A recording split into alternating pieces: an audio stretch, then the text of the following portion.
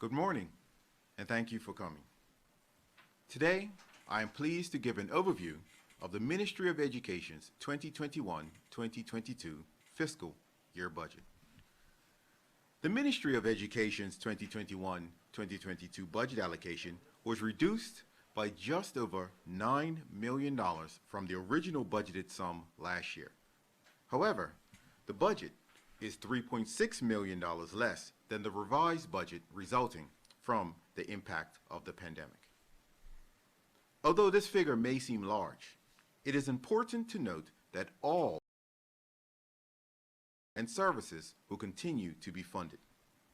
The bulk of this reduction, roughly 9% or just over $8 million, $3 million of it is attributed to the reduction in salaries due to government's 10% austerity measure agreement with the unions that will expire later this year. And $5 million of that deduction in salaries is due to the removal of funding from vacant posts, of which hiring could be delayed for the next fiscal year. The balance of the reductions will be achieved through operational efficiencies. Since 2018, the ministry has consistently looked within its current budget to identify areas of efficiencies and savings. This is even though the cost of salaries and wages account for nearly 70% of our current expenditure. This exercise was continued in this year when preparing for the 2021-2022 budget.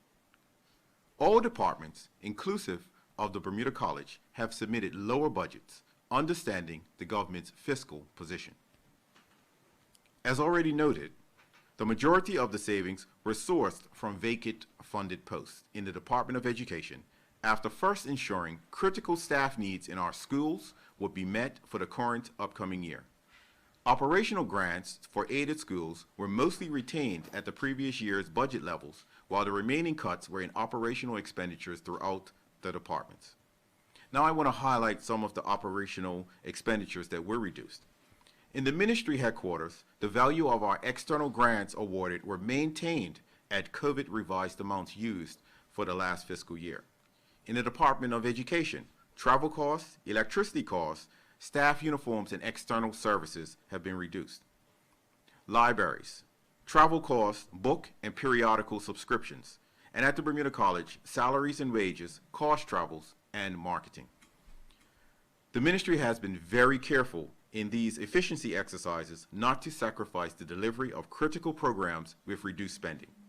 We have been very intentional and focused on continuing the delivery of services and programs that support the education of our children and adults.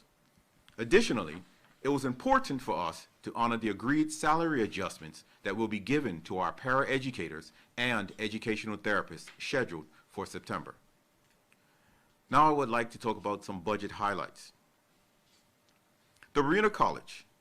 At the Bermuda College, the merit-based College Promise Program for public school students to attend the Bermuda College tuition-free will be retained. The college will also receive the annual tuition assistance grant of $300,000. This will be used to assist students with financial need, and this goes a long way to ensuring that no student is prohibited from attending the Bermuda College due to limited household finances. The Department of Education will continue to execute adaptive and technical strategies in Plan 2022 that align with education reform. These include the continued implementation of a standard-based education system, strengthening the literacy programs to focus more on students' reading skills, continue the foundation year training for the lower primary years, review of the system curriculum, updating the social studies curriculum to be more culturally relevant, review of other curriculum subject areas such as PE and visual arts, improving the delivery of the math curriculum, the introduction of foreign languages at the preschool level, and the continuing professional development and training for teachers.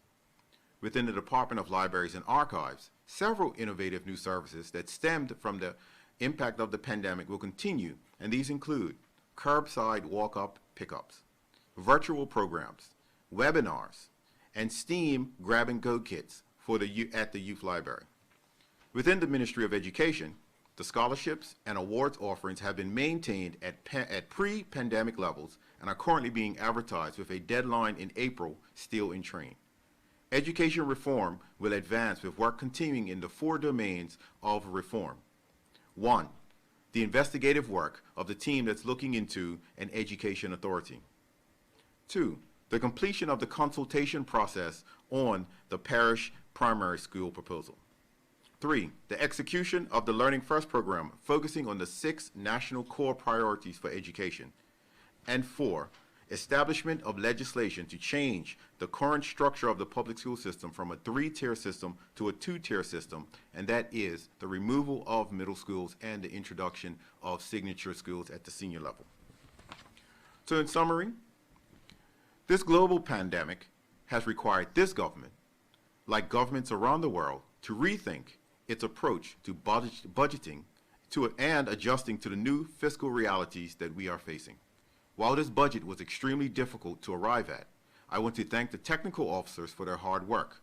We truly sharpened our pencils and found the necessary efficiencies to achieve our fiscal goals without sacrificing services for our students. Thank you. Good morning, Bermuda, and thank you for joining us today. I am grateful for the opportunity to share the plans and the initiatives of the Ministry of Social Development and Seniors for the 2021-2022 budget year. I want to take a moment to express that the government recognizes that while Bermuda's economy has provided opportunities and a comfortable lifestyle for many, this is not the reality for all. The reality is there are individuals in our community who have not had equal access to opportunities or a comfortable lifestyle.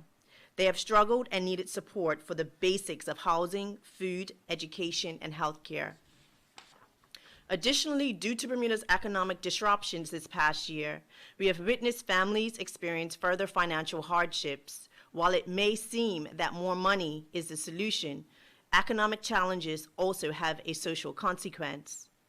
With this in mind, our focus for the ministry is ensuring social policies and services are in place to address the challenges associated with supporting and protecting the most vulnerable in our community. For the fiscal year 2021-2022, our ministry has received a budget allocation of $23,733,000, and we are responsible for the Department of Child and Family Services, Aging and Disability Services, the K. Margaret Carter Center, the Human Rights Commission, and charities. In recognition of the importance of this ministry and that this government prioritizes social development, we have been allocated a budget that has increased funds available this financial year. However, the exercise of allocating to stay within budget was not an easy task, especially when we are being asked to stay within a certain ceiling. Then we have to evaluate whether services in our ministries are providing value to our community. This can be a very daunting task, knowing that defunding can be the reason why organizations fold. It is a heavy decision, but sometimes necessary. However, with the many third sector organizations knocking on our doors for funding as they assist with helping the most vulnerable, we have managed to still provide to our third sector. And please recognize that not all of our third sector is financially covered. So as a community, we still have to do our part by giving to help our community when we can. At this time, I will share with you some of the ministry's priorities for the next fiscal year. Grants and contributions. 17% of the ministry's budget, or $4,031,000, has been allocated to invest in programs and services that align with the ministry's mission and display a genuine financial need and ensure value for our money. And this includes $15,000 for age concern, $1,350,000 for rest homes, including Packwood Rest Home, $100,000 for the Women's Resource Center to provide support for disadvantaged women and their families as part of their transformational support service program, $15,000 for care of the blind, $48,000 for Meals on Wheels, $550,000 for the Salvation Army to provide an emergency shelter on North Street, $600,000 for Summer Haven, $13,000 for Tamar's Voices to provide early intervention services to children with autism spectrum disorders and other developmental disabilities. $890,000 for foster care fees. $375,000 for teen services. $75,000 for cross-ministry initiatives on housing and treatment of families in crisis. The National Senior Strategy, in recognizing that we have an aging population, we are passionate about developing a national senior strategy that emphasizes dementia care and a prevention plan for seniors' abuse. With Aging and Disability Services, we have allocated $1,013,000 to help seniors and persons with physical, cognitive, or developmental disabilities by connecting those who need with relevant services and resources. Aging and Disability Services also plays a critical role in mitigating senior abuse. They investigate senior abuse cases and enforce the Senior Abuse Register Act of 2008. The Children's Commission, we will bring legislation forward to replace the Children's Placement Board, Child Placement Board, with a Children's Commission. The Commission's remit is advocacy for children in care by promoting programs, services, and best policy responses to meet their needs. The Child Safeguarding Act of 2019, we have allocated $216,000 to meet the requirement of the Child Safeguarding 2019 Act.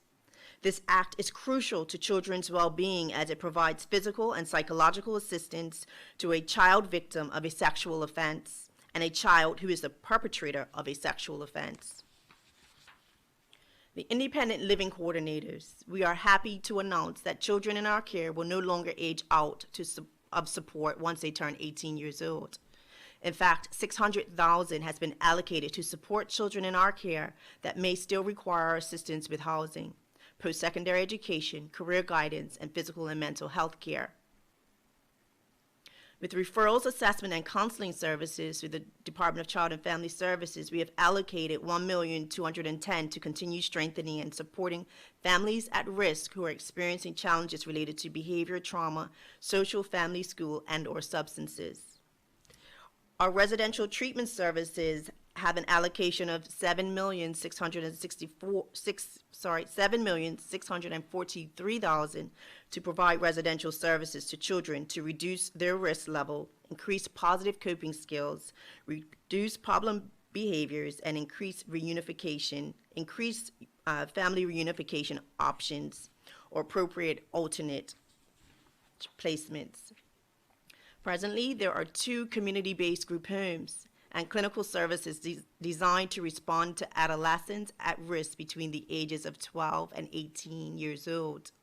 We have included $2,325,000 for these homes to provide care and protection to our young people who need residential care and intervention due to abuse and neglect.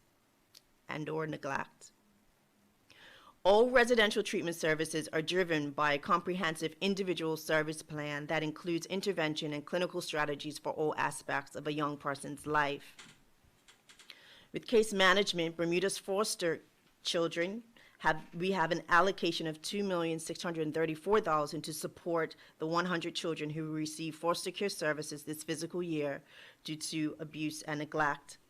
The program's overall aim is to provide foster children with a standard of living equal to their Bermudian peers. The Happy Valley Child Care Center has an allocation of $1,030,000 to provide quality child care in a safe and positive environment. The Child Care Center's overall aim is to provide stimulating activities for those children who are aged 3 months to 4 years old, which encourages learning through exploration, discovery, and creativity. The UN Convention for the Rights of Persons with Disabilities, we have sought an extension of this convention to Bermuda to reaffirm that all individuals can enjoy fundamental human rights and freedoms irrespective of their type of disability. The K. Margaret Carter Center, we have allocated $1,751,000 for the operational costs of providing daily living skills, social functioning coaching, and vocational training for adults with various intellectual and/or physical disabilities. The K. Margaret Carter Center empowers adults with the tools required for an independent and supported living environment while we also enhance their ability to be more productive members of society. The homeless strategy, we have a group of senior managers assigned with developing a homeless strategy that focuses on individual circumstances. The initial goal is to assist those at the acute end of the spectrum of homelessness first. We have allocated $509,000 for the provision of treatment and support for persons with complex multiple disability treatment needs. In closing, we want to reassure you that the government recognizes that our country's success is contingent on our residents' well-being. Our ministry is committed to ensuring that all of our residents have opportunities to reach their full potential and maintain their well-being. However, please keep in mind that this mission does not stop at any of our ministries or the government alone. We all have a part to play. Thank you, Bermuda. Thank you, Minister Furbert. Thank you, Minister Rabain. Members of the media, any questions? Tarai Trott.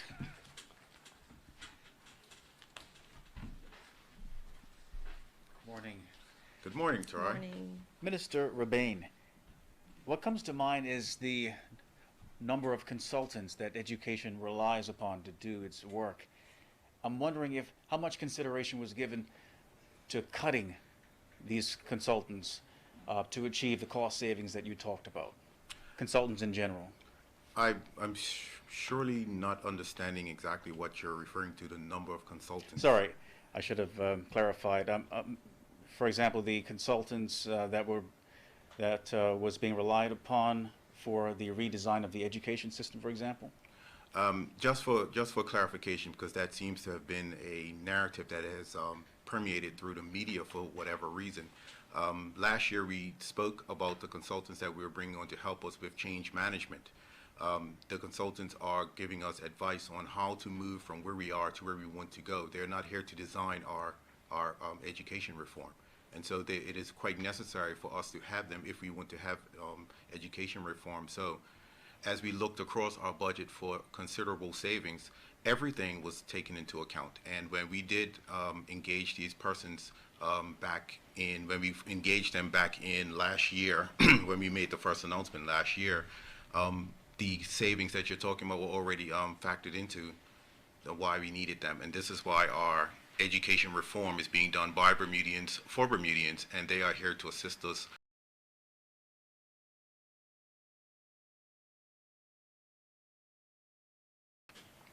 Minister Furbert, I believe you made reference to a throne speech pledge in 2020 to replace the outdated child care placement board. That would be replaced by a children's commission. I believe you just made reference to that. The question is, does this replacement fix the problem of sending children to overseas institutions that don't always treat the children well, as we've heard? Well, first of all, I do not think it's a problem that we send our children overseas for treatment. I believe that professionals that we have in place do a very good job of making sure that the facilities that they go to are safe. The Children's Commission will be a commission, an independent commission that not only advocates for children in care placement, but overall children in Bermuda who are also not in placement. And so it is going to be used as an oversight committee who are advocating for the rights and the protections of children. I don't think any committee, commission, council that we provide will solve all of our problems, but it is a step in the right direction in providing oversight. Thank you, Minister. I was taking some notes, so forgive me. Did you make reference as well to the previous promise to develop a national senior strategy? Yes. I'll refer back to that. Can you share with us if any ideas were put forward to achieve that strategy? So in conjunction with our Aging Well Committee that was formerly under the Cabinet, It is now under the Ministry of Social Development and Seniors. And many studies, reports have done over the years in regards to our seniors and plans and strategies in regards to our seniors. And so with the technical staff of the ministry, we are looking forward to engaging with our community in developing a national senior strategy. So that is a goal in the throne speech that we are working towards. Thank you, Minister. You're welcome.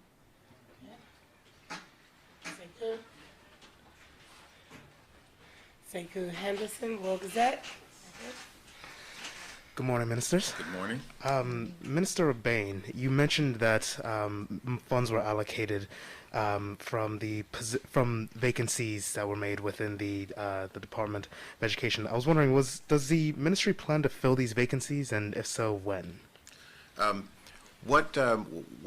And this was an exercise across government. We were asked to look within our ministries at posts that we could possibly do without, that were funded, but we could do without, or posts that were not already in train to be filled, and those funds were then given back and taken out of the budget. So what we've done is we've done a critical analysis across all of our departments and asked all of our department heads to look at posts that were unfilled and whether they were intending to fill them or if they could do without them for the upcoming fiscal year, and that's where those posts came from, and that's where those savings came from. And so we did identify several posts that were not critical to the operations, and as I mentioned in my statement, and not critical to the operations of what we needed to do for our students and education, and so those posts were then defunded for this fiscal year. And that's where that savings came from. I see. And just to clarify, the responsibilities that those positions would have filled, they're just going to remain where they currently are? No, well, just a quick understanding of government. You have posts that are established but unfunded, and you also have posts that are established and funded, depending on the budget allocation that you have.